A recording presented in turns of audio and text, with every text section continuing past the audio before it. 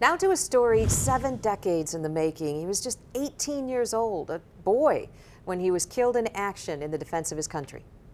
Private Robert James McChonachie is home tonight after an almost unimaginable journey. Today, this story took one of its most significant turns as his body arrived at the Ford International Airport in Kent County. 24-hour News 8's Steve Kelso has this moving story.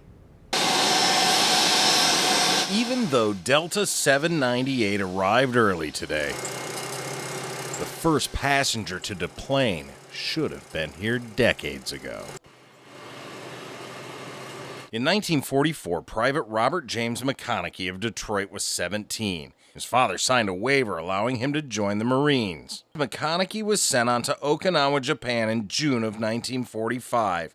He was one of 61 members of his unit who were killed. 59 bodies were recovered. His was not.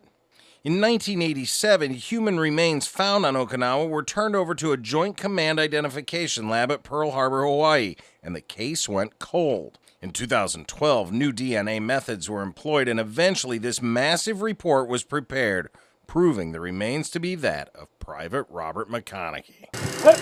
Today, Private Robert James McChonachie was flanked by servicemen he never met, 7 fellow Marines, and 1 U.S. Army colonel. Humbling to be asked to escort the remains of any of our fallen service members. That colonel traveled from Germany to Hawaii to Grand Rapids to make sure McChonachie returned home.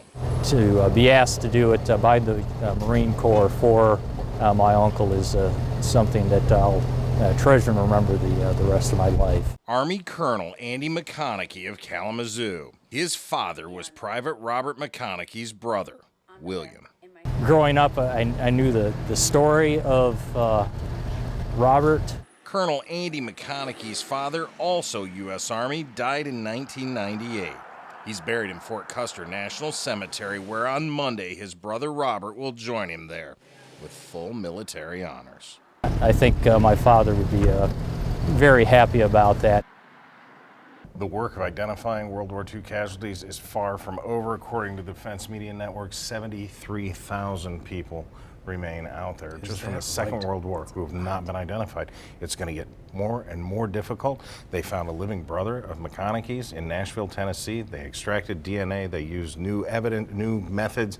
That's how they figured out who he was. They have a fairly intact skeleton of him, but people are dying off. His brother's, close to 90, and it's getting more and more difficult. So, History may dim, but for those families, as it was pointed out, this is a story that has been told. This is real to them. It has been for a long time. They've lived it. yeah, And they're so grateful, I'm sure, to have him back. yeah, absolutely, even though they've never met him.